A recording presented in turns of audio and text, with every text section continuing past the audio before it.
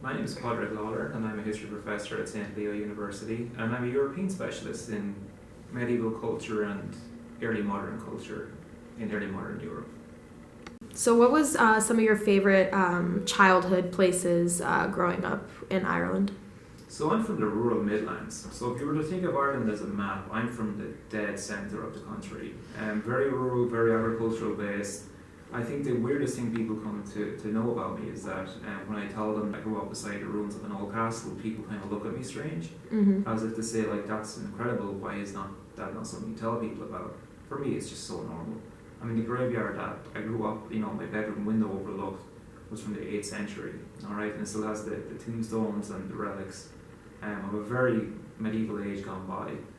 But that's just something I miss ever since I came to the United States, that kind of culture. That's very old, and it's predates the United States, of course, by many, many centuries. So, Dr. Lawlor, can you tell us a little bit more about your professional experience, what brought you to St. Leo? Yeah, of course. So my background is I'm obviously from Ireland, but my educational background began in 2008 when I was at Maynooth University, and I double majored in English literature and history. And then shortly thereafter I graduated and I went to a Masters in Irish History at the same university. Then discovered my passion for Irish history, I decided to actually look more into Europe and more generally. So I jumped upon a train and went 40 minutes to Dublin, east of Ireland, and I ended up going and getting my second master's in European history, specifically early modern. So that's between 1450 to 1700. And then I graduated from there in 2013, and I decided that I wanted to teach and I wanted to continue my studies. So shortly thereafter I went to the United States to look for doctoral programs, and I applied to numerous people do. And I ended up applying to Purdue University, and I was accepted, and that's where I got my Ph.D. from, in European history. Then when I finished there, the question was, well, where's the job going to take me? So I went from the cold, dark Indiana weather to the sunshine that is Florida shortly thereafter. And I've been teaching at St. Leo now all of 4 months. So that's what brought me here. But when I was young, we often played soccer. We often played football. Yeah, soccer it's called here, football at home. So I played that throughout high school and in college a little bit, more generally for the first 2 years before I had to stop. And I got more passionate about history, I think, in my senior year of my undergrad, believe it or not. And one of the reasons for that was because in my senior year we took class trips around the country. So we got to become more established and embedded in the culture of the history of Ireland as a whole, which of course is, I'm delighted to be here, but it's very different. Two totally different worlds. Like, what are some of the biggest differences that you've noticed, like staying in the States versus being back home? It's like a hodgepodge of cultures, which I love. And St. Leo is like a microcosm of that. You meet people from all over the world, all different backgrounds, which is wonderful. In Ireland, everyone is from pretty much one or two different dimensions. And the thing that separates people in Ireland is whether they're Catholic or Protestant. That becomes the most exquisite type of difference between people. Where in the United States, if you meet a person that you might just meet at a random basis, they usually have such fantastic histories. What else is different? The weather. And I know I'm in Florida, so naturally it's going to be very sunny all the time. In Ireland, it's always gloomy and raining all the time. I think it's something like 73% of the year is covered in rain. So it's nice walking outside and the sun is shining every day. Last Christmas, for example, last Christmas Eve, I was sitting in a pool drinking a glass of wine. It was very weird. The size of the United States is something that I'll never get used to. Definitely. And the different cultures of each state. Like, I spent 5 years in Indiana at Purdue, completely different place compared to Florida. Do you find that the culture of St. Leo's campus affects how you teach compared to when you did your initial teaching practicums at Purdue? Massively.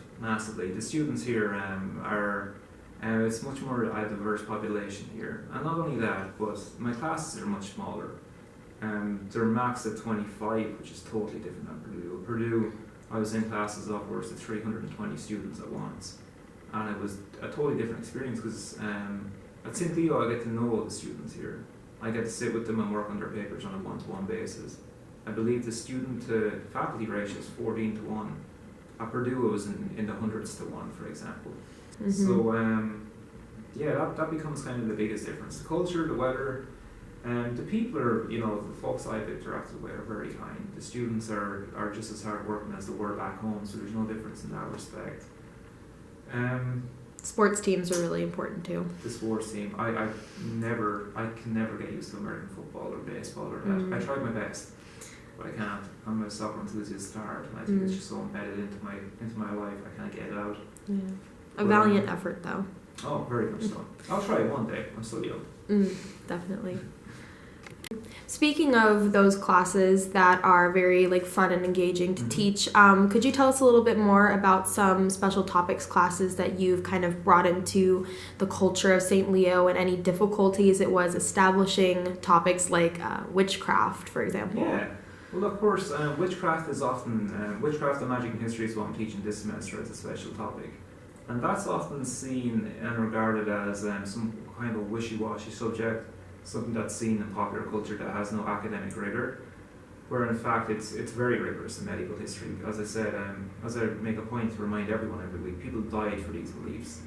And witchcraft was seen as, and Wiccans in particular, was seen as a legitimate religion, coming from paganism, just like Christianity was an onslaught of the Judeo-Christian beliefs in the ancient world. So it's a real religious and cultural experience for a lot of people of the medieval age. Definitely. Now, the one class that everyone's buzzing about is the Game of Thrones class that you're introducing in the spring. And we just want to hear a little bit more about that, what we can look forward to, You just want me to spoil the whole thing right now? I'm just kidding. Not totally, not completely, but... Yeah, of course. So the Game of Thrones series, as I said, everyone's watching it on HBO.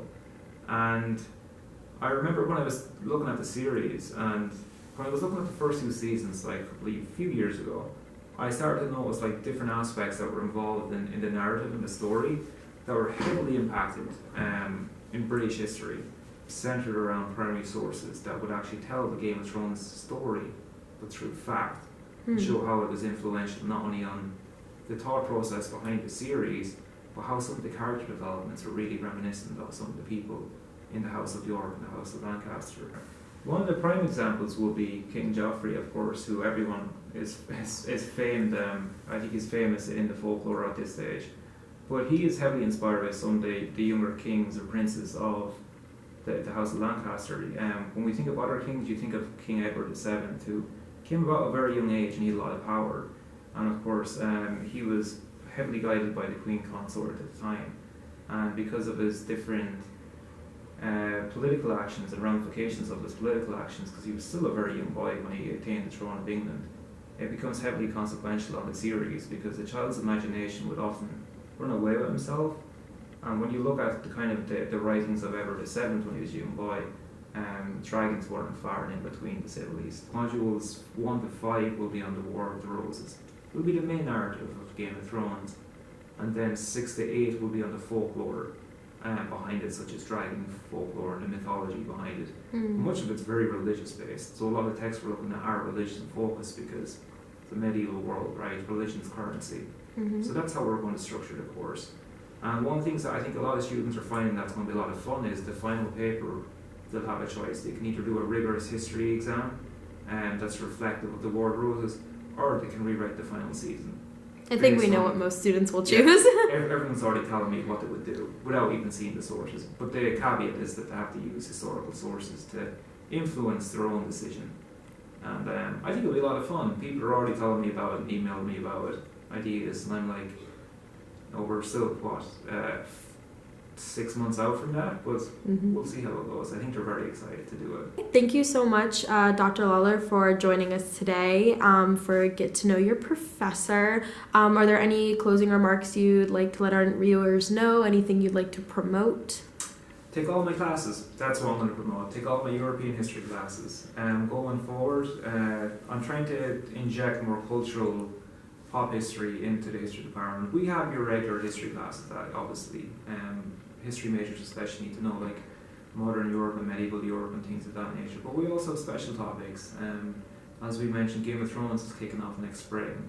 and we almost have a full class there. Going forward right now, I'm revamping a special topic on medieval madness and medicine. So how madness was perceived in the medieval age and what kind of medicine would they use to remedy it. That's going to be the next big special topic that I'm working on.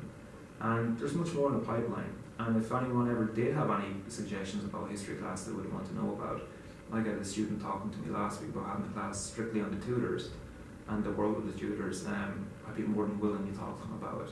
It's open, to say the least. And on campus, where can they find you? Oh, there you go. I'm in St. Edward's Hall in room 222. It's on the second floor, right in the middle. And I'm usually here Monday, Wednesday, Friday, 10:30 to 1 is the best hours to get me.